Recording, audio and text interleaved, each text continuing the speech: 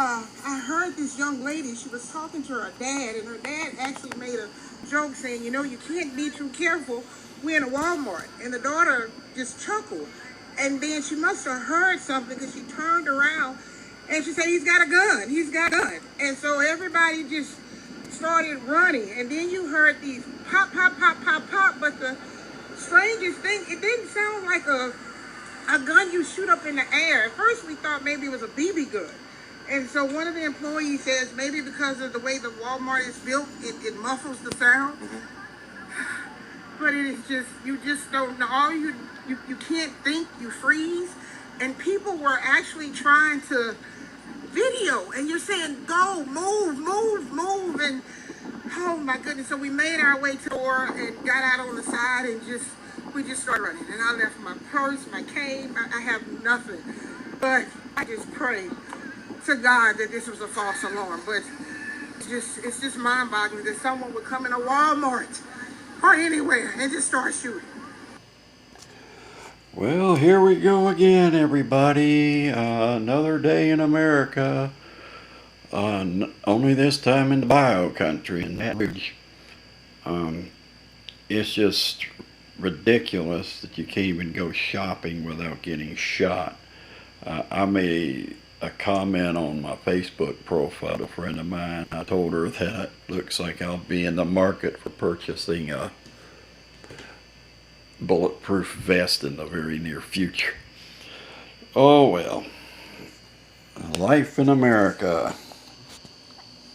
So yeah, alright, welcome to the show, everybody. I got a few more things to show you. I love putting my Twitter feed. Oh, here's what I like. Up in Chattanooga, they have this hashtag called the Fastcast, and you get all the news within 1 minute. I love that. In the area, the main thing up there in the Chattanooga area, actually it's in Etowah. There was a body that was found. And if you have Twitter, you need to check this one every day. It don't take but like a couple of minutes of your time to see what's going on. I wish all of them would do this. With your Channel 3 Fastcast. A chilling surprise at a Piggly Wiggly in Etowah yesterday after human remains were found behind the grocery store on Tennessee Avenue. The TBI and Etowah police are working together to identify that body. This is a developing story, and we'll update you once we learn more information. The Polk County Sheriff's Office is asking for your help finding a man accused of church vandalism. They say Michael Baker vandalized a property in the Greasy Creek area. Deputies think he is also connected to a vandalism in Archville Baptist Church where some signs were damaged. If you have any information about those crimes, you are being urged to call the Sheriff's Office, 423-338-45. A Canadian pilot in Sequatchie County last month was having electrical problems right before his plane crashed. The NTSB's report explains Murray Marion's amateur-built plane had a complete loss of engine power. Marion was seriously hurt in that crash. He told investigators he went through the plane's checklist and systems, but was unable to restore engine power. I'll take the news with you inside the WRCB app and check back with us throughout the day. I'm John Martin, and that is your Tuesday morning Channel 3 Fastcast. Well, I love that. I wish all of you stations out there would follow suit. I'd like to get a minute of Atlanta news like that. So if you work for WSB or Fox 5, you ought to take this into consideration. Now we go to Covington, Georgia, where they had a big turnout about a meeting concern at the BD plant.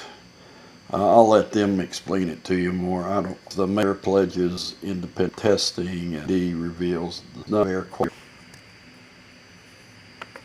Here goes.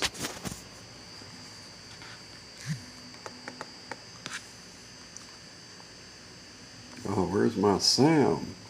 There you go. There, let's go back from the start. What assurance do I have that his very first breath of life did not include poison? New father Patrick Brennan was among dozens of concerned Covington residents demanding answers and accountability from representatives of BD, the Covington industrial plant that makes and sterilizes medical equipment using the cancer-causing agent ETO, ethylene oxide. Don't just give us a bunch of corporate speak. Don't give us a bunch of political speak. Not a bunch of BS, in other words. Representatives with the state's Environmental Protection Division told the crowd BD meets all parameters and is often inspected and self-reports acceptable ETO safe levels to the state. However, EPD officials conceded there is no independent monitoring of BD ETO emissions. Okay, so who tracks? Well, right now we don't have air quality monitoring in the area. The crowd's disappointment was belayed by the city promising to look carefully into independent testing. I do not want to scare people without having the facts, and that's our whole goal.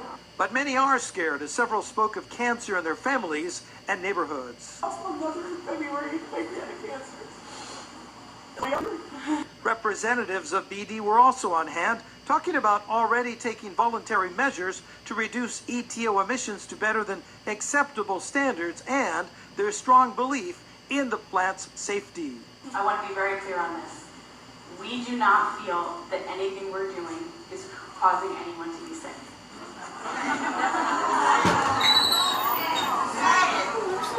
No, Was that news? yes. Another shooting? No, they're just having a little meeting out in Covington. Some people were catching cancer from this plant. Let me see, what is it? I'll read this again.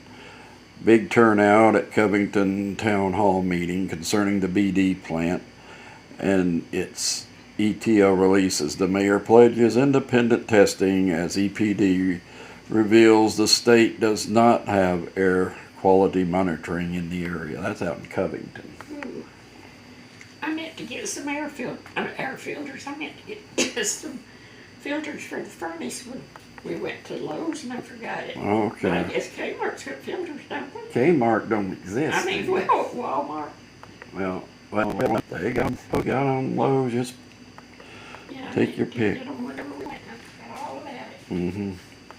I know this filter needs to be changed. Now we're gonna go to something later. Monday Night Raw was on.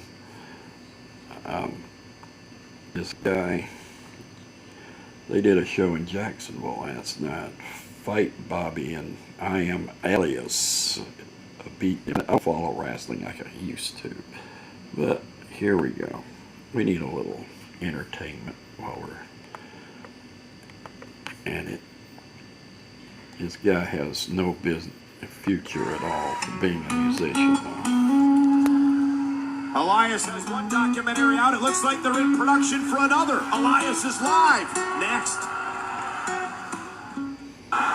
Ladies and gentlemen, Elias.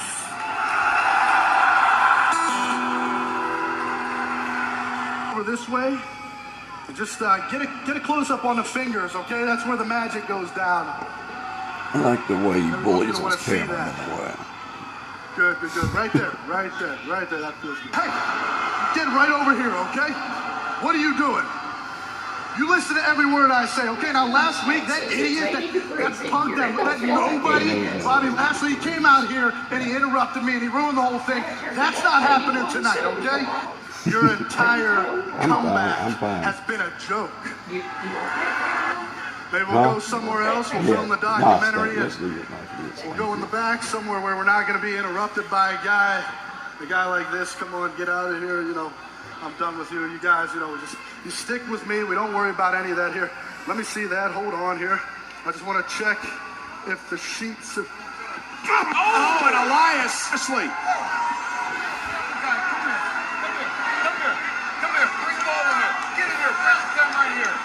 Well, he's going to be the honky tonk. Wait a minute, that's Elias' And crew. bust that guitar over him. Going to borrow them. I love this fake stuff. Well, Bobby just told them to film this. A vertical suplex of Elias. Come on, this isn't the Lashley story. We've already seen that. Oh! This is embarrassing for Elias. That's a documentary I want to watch. That's going to be on the cutting room floor if Elias has anything to say about it. That will never see the light of day.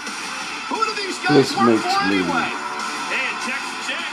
Happy that I grew up in the 60s and I saw some real entertainment like the Assassins and Bachman going at that. These guys are more like cartoon characters. Enough of that nonsense. Alright, now a first responder speaks about Dayton. I got this from CNN a while ago. I've been a fireman for 22 years. I've been here with the city for almost 19. Why did you get into it? Probably the same reason most firemen get in the job is to help people. That's what we do. To help people. Yes. So tell me about the call that came in early Sunday morning. We got dispatched on a report of a shooting, quickly upgraded to a potential mass casualty event, and the fire department yes, please. Responded. We also ended up involving a lot of the surrounding departments and mutual aid companies that we use who did an outstanding job of providing a lot of resources. In all your years as a fireman, have you ever responded to something like this? Not with this many people, no. Each member that responded to that had a role to play and a key role. I equate it to a football team is everybody has to hit their marks, everybody has to get their blocks, and nobody can drop the ball. And that's exactly what everybody did. Everybody hit their marks and did an outstanding job. You were there to save lives, and so how do you go about doing that? Well, we have triage, and we go through. We triage individuals and determine how we're going to remove them and get them to a treatment area and forward them to the local hospitals. But everybody that we have in the organization from top down played a key role and did an outstanding job. We had, I think, just about everybody in the city that responded that night. Just about everybody. Right. And again, we had many outside jurisdictions as well. It's enough outside departments and the assistance that they have provided for this incident, but they do it on a daily basis. They help us out. So that's what mutual aid's for, and they did an outstanding job. How proud are you? Extremely. Of this fire department? And we've talked about that. We'll call a spade, and if somebody makes a mistake, we oftentimes point it out because we want to improve. And I tell you what, and I told them I was proud of everybody there. Just like I mentioned earlier, everybody at their marks. The training that's been conducted over the last several years in preparation for events like this, it all paid off. The guys did extremely well. They did just like they were trained to do, and very proud, very proud. Tell me community. So you've seen what this community is about. You've seen how everybody's coming together. You've seen the support that everybody's showing. And again, not just the city of Dayton, but the region, the surrounding area, the phone calls and assistance that a lot of folks have been receiving. I know headquarters has been getting a lot of calls from throughout the country, areas that have had incidents like this in the past and know the issues that headquarters and the city is dealing with, and offering support and offering assistance. They've been there. They know what it's like, and they're able to help everybody pull through that. All right, a very brave man, I would say. All right, let's go to, and we're going to finish our show right here. Kamala and Tulsi's into it again. We have to have a little political stuff while we're doing it. Let's see. Kamala's entire campaign is based, these are the words of Tulsi Gabbard, not mine. Kamala's entire campaign is based on a lie that as AG of California, she was a fighter for the oppressed and for criminal justice reform. But her criminal justice record shows that her policies exemplified the worst aspects. This is pretty funny. I just love this stuff.